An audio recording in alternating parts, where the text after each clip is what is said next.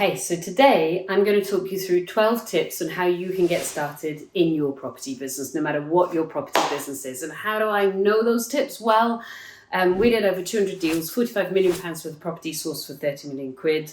It was 217 deals in 4.5 years. I've built a multi-million pound property portfolio. I live part in Bristol, part in Barcelona. You know, within normal life, living my pretty much ideal dream, but also I've taught a load of people, like thousands of people, and I've seen patterns.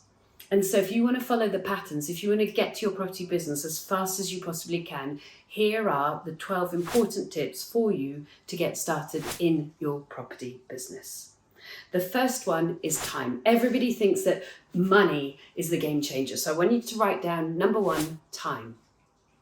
Money isn't the game changer. You know, when we start, we think, I don't have enough money to do this. Well, there's investors for that. We'll talk about that in another video. What I want you to do, because you may well be working full-time in a job, I was as well, is I want you to identify what time you currently have that you can put into your property business. The way I did it, because I had two little responsibilities, is I worked lunch times. So I nipped out of my job and I went to the local cafe and I just worked like crazy, phoning plumbers and phoning builders and phoning estate agents and phoning potential investors and writing my business plan at lunchtime, and then ran back to day job.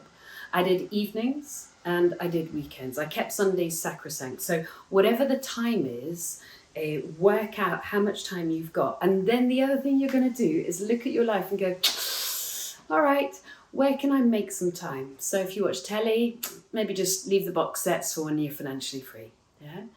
The second one is knowing your budget. Now, budget meaning, what do you need to take the first step towards financial freedom? How much does it cost to fund you right now? Not, oh, Suze, I want to go and buy myself an apartment in Barcelona like I have. You know, that's like later on. But in order for you to be able to fund yourself to then jump full-time into property, how much does it cost? So take the last 3 months of your bank statements and just work out how much did you spend. Because we all sit there in this beautiful dream thinking, I'll spend less, but will we? I mean, maybe you can cut a bit of expenditure, of course. You know, budgeting is never a bad thing. And also, you're going to be way too busy to be able to spend too much on anything but working in property. But identify over the last 3 months, what is your monthly minimum money needed in, and that's your target, okay? And then the third tip out of 12 is get educated. Nobody goes to the Olympics without a coach. So why does anybody in our industry think they can go to financial freedom, which is kind of like the property Olympics, without knowing information, knowing knowledge, and shortcutting it by being coached, being supported, being educated, doing online courses? You know, you're doing these YouTube videos because you know this. So those are my first three. Time, identify your current financial, what does it take to pay for myself, and get educated. Well, you've heard this one before, I'm sure, if you've been looking for a little while. Property is a people business. Fully 1/3 of my property investors came to me because a third-party person had recommended me. So they weren't like, right, I saw your stuff on YouTube or Facebook, or, you know, it was, I heard about you through. And that's because I genuinely tend to enjoy liking people, helping people, figuring out people's strategies. So do good in our industry, you will get a good reputation and investors will come to you. And think about your people that you need to work with, your investors, your accountant, your bookkeeper, your lawyers, estate agents, builders, tenants, your peers, your coach, your mentor. Yeah, I didn't expect to make really great friends in this industry. I thought, I'm in this industry, I'm here to look after my children, my family, myself, set myself up for the rest of my life. But this industry's got so many amazing people in it, I ended up with wonderful friendships. How good is that? So number 4 is property is a people business. Think about your people and help them. Number 5 is set your strategy. What's that mean? It means writing a business plan. What does that mean? It means picking a strategy and not getting like super excited about shiny penny syndrome. I want you to get really, really good at one thing before you then move on to the next thing. There you go. There's my sound. And the reason I want you to set your strategy is otherwise you'll get distracted. Oh, they told me about this. They told me about that. What an amazing thing to do. Whoa. So I got really good at sourcing discounted deals. I found them for myself and I packaged them onto other people. And I rinsed and repeated that strategy 217 times. Boom. Obviously, I was the biggest buyer of my own deal packaging business, of course. I then got really good at flipping. Flip out. And that made me really big chunks of cash. And I rinse and repeat and improved and improved and improved. I then got really good at HMOs and tenancies. Now, of course, you're going to make mistakes. I don't mean perfect. I mean really good. And what did that allow me to do? Cash deal packaging, cash flipping into a property portfolio, super easy, tenant management, financial freedom. Tip number 6 is pick your area. Now, people talk about goldmine areas. I'm not a fan of that. I just think that's like a marketing strategy. There isn't a goldmine area, but pick your area. And I'm a real fan of you clustering and having it local. The reason is if there's a problem, you're going to be able to get there really quickly. If you cluster, I mean, I literally have properties that are 1 minute from each other, and I have quite a number of those properties. And in order to pick your area, I want you to have an area that's got strong economic growth. Why? Because although your tenants pay your bills, it's actually the jobs that pay you the bills. So if your tenant loses a job, you need to be reasonably assured that they will be able to find another job within the location, so they don't need to move house, and there's no hassle, and they can pick up another job within like 3 or 4 days, even if it's a temporary job in your location. So I think in terms of picking your area is cluster. Ideally do it close to you and make sure it's a strong economic area, so there's not high periods of unemployment and there's not only reliance on one industry. So tip number 4 is people. Tip number 5 is strategy, and tip number 6 is pick your area. 6 more tips to go, rockin' and rollin'. Number 7, find your mortgage broker. Not a mortgage broker that's used to residential. You want somebody who specialises, who's really good at buy-to-let mortgages or commercial funding. And you'll tend to find that the buy-to-let mortgage broker is a different person from the person who's really good at commercial or bridging. But find an amazing broker and stick with them. If their computer says no, bin them. If you're an interesting case, I just need to pick up the phone to my BDM, business development manager, or operations director or sales director within whichever organization they're trying to get you a mortgage, you got them. The next one is get good at deal sourcing. Now, I have done tons of videos for you. There's a whole playlist for you on this one, but you need to be able to find discounted deals every single time. 1 or 2 deals in 100 is sold discounted, and you've got 4 routes to stock. Estate agents, auctions, I like them, they're free. And then you've got direct to vendor and direct to house.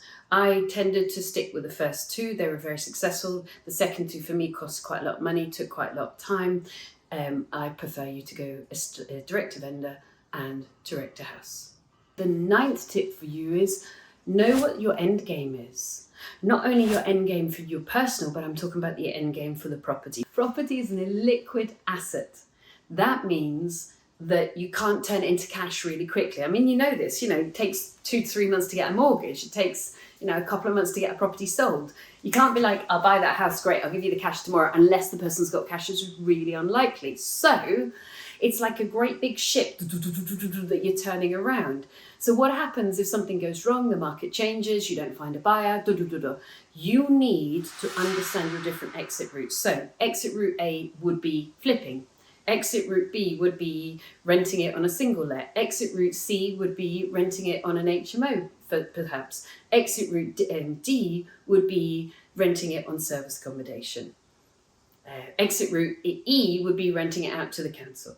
So understand the end strategy for this property, know what you're going to do. Yeah, I'm going to flip it, but give yourself options should that not actually work out for you. And here are my final 3 tips for you, and I'm going to go into them in detail. Who are you? What's your plan? And take action. That is 10, 11 and 12. So who are you? Literally. And the thing is, and I have friends who are both. Are you a property empire builder? And I salute those guys and gals. They are building 160 flats. They are doing like millions of pounds worth of property development. If it pays off, they're going to be like seriously wealthy. If it doesn't pay off, they're going to be bankrupt. And I've seen both happen because the risk is really high, the reward is really high, and the game is compelling. If you're a property empire builder, know it, accept it, embrace it, mitigate the risk. Yeah, so try and cap your risk so you're not in that, okay, all on me, I'm sliding. Recruit your team, recruit very high quality team because you're building an empire here. You need the best of the best, and go for it, and I salute you. If you are, like me, a lifestyle person, embrace that joy. So whilst you could call me an empire builder, we did over 200 deals, £45 million worth of property, I always did it with an end goal in mind. I knew what I was going for, and that goal was my life. I wanted freedom. So I did it, and I was prepared to put the work in the kind of middle part for the end lifestyle. And you may well be a lifestyle person, in which case embrace it, enjoy it, because we only have one life, and for me this is a really freeing life. Tip number 11, write your plan. That means putting something down on paper or on a computer. I use KPIs, key performance indicators, so I know what my annual plan is, I know what my 5-year plan is, I know what my 10-year plan is. I then pull it back and say, okay, within the year, what do I need to be delivering?